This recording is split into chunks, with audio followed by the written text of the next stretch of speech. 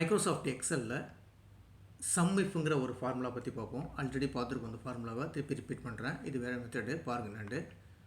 இப்போ எக்ஸாம்பிளுக்கு இந்த இடத்துல வந்து இங்கே என்ன ஏ காலம் கொடுத்துருக்கேன், பி காலம் கொடுத்துருக்கேன். இப்போ எனக்கு வந்து ஆப்பிள் மட்டும் எவ்வளோ விற்றுருக்கு. இப்போ இங்கே ஆப்பிள் வந்து இங்கே ஒரு 200, இங்கே ஒரு 150, மொத்தம் 350 விற்றுருக்கு. இப்போ இதை கண்டுபிடிக்கணும்னா இந்த சம் இஃப்ங்கிற ஃபார்முலாவை கொடுத்துக்கலாம். அப்போ ஈக்குவல் டு சம் இஃப்னு சொல்லி கொடுத்துங்க. இந்த இடத்துல சம் இஃப்னு சொல்லி கொடுத்துட்டு ஓப்பன் ப்ராக்கெட்டுக்குள்ளே ஃபஸ்ட்டு இந்த டேட்டாவை அப்படியே கிளிக் பண்ணிங்க, இந்த ஆப்பிளை அப்படியே கிளிக் பண்ணிங்க, இந்த ப்ராடக்ட் நேமை அப்படியே கிளிக் பண்ணிங்க, ஒரு கமா ஒன்று கொடுத்துட்டு அதில் எந்த ப்ராடக்ட் நேமை கண்டுபிடிக்க போகிறீங்களோ அதை கொட்டேஷனுக்குள்ளே கொடுத்துங்க. இப்போ எக்ஸாம்பிளுக்கு எனக்கு வந்து இந்த இடத்துல வந்து என்ன கொடுத்துட்றேன், ஆப்பிள்னு சொல்லி கொடுத்துட்றேன். கொடுத்துட்டு கொட்டேஷனை க்ளோஸ் பண்ணிடுறேன்.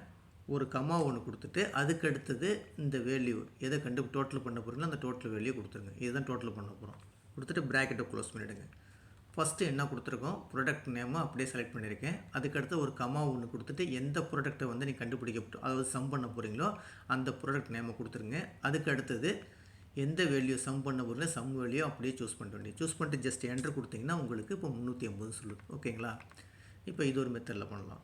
இப்போ அடுத்தது எனக்கு பாருங்களேன், இப்போ இந்த இடத்துல வந்து எனக்கு வந்து இப்போ என்ன வேணும், இதில் வந்து இப்போ நம்ம வந்து ஆப்பிள் கண்டுபிடிச்சோம்.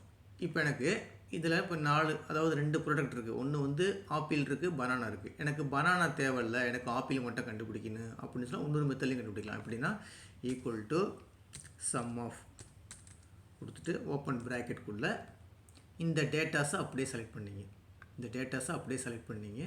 செலக்ட் பண்ணிட்டு ஒரு கமா ஒன்று கொடுத்துட்டு கொட்டேஷனுக்குள்ளே நாட் ஈக்குவல்னு சொல்லி கொடுத்தோம். இந்த மாதிரி கொடுத்துங்க. இந்த மாதிரி நாட் ஈக்குவல் சொல்லி கொடுத்துட்டு எனக்கு இப்போ ஆப்பிள் தேவையில்லை, அப்போ ஆப்பிளை அப்படியே டைப் பண்ணிவிட்டு கொட்டேஷனை க்ளோஸ் பண்ணிவிடுங்க. ஒரு கமா ஒன்று கொடுத்துருங்க. கொடுத்துட்டு இந்த வேல்யூ அப்படியே செலக்ட்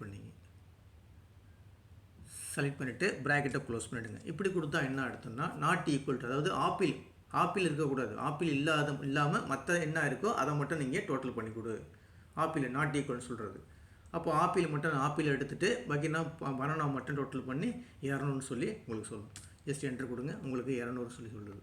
அப்போ இந்த இடத்துல என்னது, இந்த மாதிரி இந்த சிம்பிள் கொடுத்துட்டிங்கன்னா அது வந்து நாட் ஈக்குவலில் வந்துடும். இங்கே என்ன இருக்கோ இந்த ஆப்பிளுங்கிறத விட்டுட்டு பாக்கி இங்கே என்ன இருக்கோ அதை மட்டும் டோட்டல் பண்ணி சொல்லலாம்.